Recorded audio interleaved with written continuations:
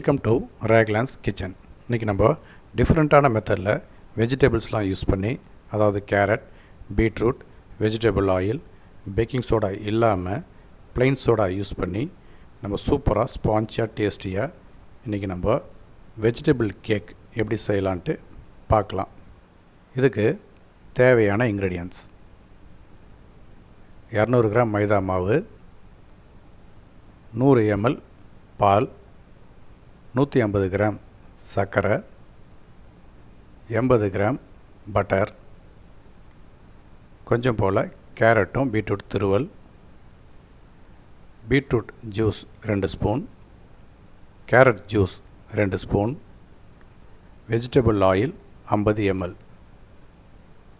இதோட plain soda வச்சு நம்ம இந்த இன்க்ரீடியன்ஸ்லாம் யூஸ் பண்ணி எப்படி செய்யலான்ட்டு பார்க்கலாம். இதுக்கு ஃபஸ்ட்டு ஒரு மிக்ஸி ஜார் எடுத்துக்கலாம். இந்த மிக்ஸி ஜாரில் சர்க்கரையை நம்ம அதில் போட்டு நல்லா நைஸாக பவுடராக அரைச்சி எடுத்துக்கலாம். இப்போ பார்த்திங்கன்னா நல்லா பவுடரை அரைச்சாச்சு. இதோட பட்டரையும் ஆட் பண்ணி இது கூடவே கொஞ்சம் போல் பாலை ஊற்றிக்கலாம். இப்போ எல்லாமே நல்லா மிக்ஸ் ஆகி வர அளவுக்கு நல்லா ஒரு அரைச்சிக்கலாம். இப்போ எல்லாமே நல்லா மிக்ஸ் ஆகி அரைப்பட்டுருச்சு. இந்த சமயத்தில் மைதா மாவை நம்ம பாதி இதில் போட்டுக்கலாம். இந்த அளவுக்கு போட்டால் போதும். இப்போ இதையும் நம்ம எல்லாம் மிக்ஸ் பண்ணுற மாதிரி ஒரு அரைச்சிப்போம். இப்போ இதோட மீதி கொஞ்சம் பாலையும் ஊற்றி மீதி உள்ள மைதா மாவை இதில் போட்டுடலாம்.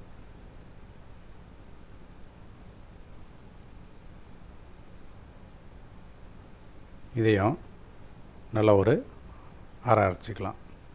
இப்போ எல்லாமே நல்லா மிக்ஸ் ஆகி வந்துடுச்சு. இந்த சமயத்தில் பீட்ரூட் ஜூஸையும் கேரட் ஜூஸையும் இதில் ஊற்றிக்கலாம். இப்போ இதுக்கு நான் ப்ளைன் சோடா யூஸ் பண்ணுறேன். இதிலிருந்து நம்ம 2 மூடி மட்டும் ஊற்றிக்கலாம்.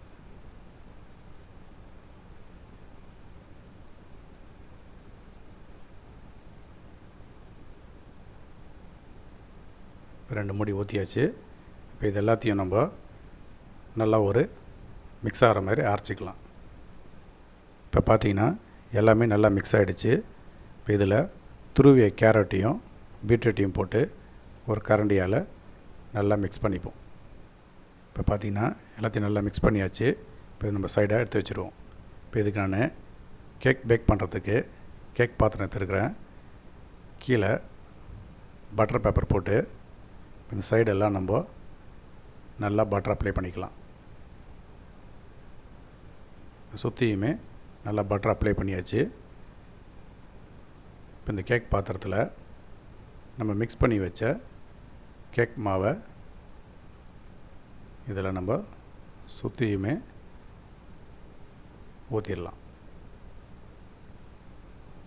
ஒரு ஈவனாக வர மாதிரி நம்ம ஊற்றிக்கலாம். இப்போ பார்த்திங்கன்னா எல்லாமே ஈவனாக வர மாதிரி ஊற்றியாச்சு. இப்போ நம்ம அந்த கேக் பாத்திரத்தை லேசாக ஒரு ஷேக் பண்ணி 2 தட்டிக்கலாம் கீழே. அப்போ தான் அது ஈவனாக நம்மளுக்கு செட் ஆகி வரும். இப்போ கரெக்டாக ஈவனாக ஆகிடுச்சு. இப்போ இதில் துருவிய கேரட்டும் பீட்ரூட்டும் நம்ம லேசாக மேலே ஸ்ப்ரெட் பண்ணிடலாம்.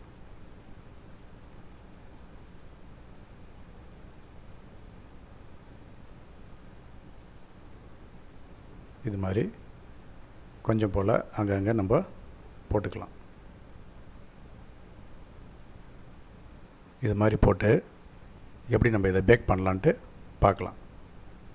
இப்போ இந்த கேக் பேக் பண்ணுறதுக்கு கேக் பாத்திரத்துக்கு அடியில் இந்த மாதிரி ஒரு மணல் போடுற ட்ரே கொடுத்துருப்பாங்க. அதில் மணல் ஃபில் பண்ணி ஸ்டவ்வுக்கு சென்டராக வச்சு நம்ம இதை ஆன் பண்ணிக்கலாம். இதை லோ ஃப்ளேமை கொண்டு வந்து நம்ம ஊற்றி வச்ச கேக் பாத்திரத்தை சென்டராக வச்சு கேக் பாத்திரத்தோட மூடியை போட்டு நம்ம இதை 45 மினிட்ஸுக்கு லோ ஃப்ளேமில் வச்சு இதை பேக் பண்ணிக்கலாம். இப்போ பார்த்திங்கன்னா 45 மினிட்ஸ் ஆகிடுச்சு. நம்ம இதை திறந்து பார்த்தோம்னா பேக் ஆயிருக்கா இல்லையான்ட்டு எப்படி நம்ம செக் பண்ணணும்னா ஒரு குச்சியை வச்சு நம்ம அதை இன்சர்ட் பண்ணி பார்த்தோம்னா ஒட்டாமல் வந்துச்சுன்னா கேக் நல்லா பேக்கிங் ஆகிடுச்சின்னு அர்த்தம்.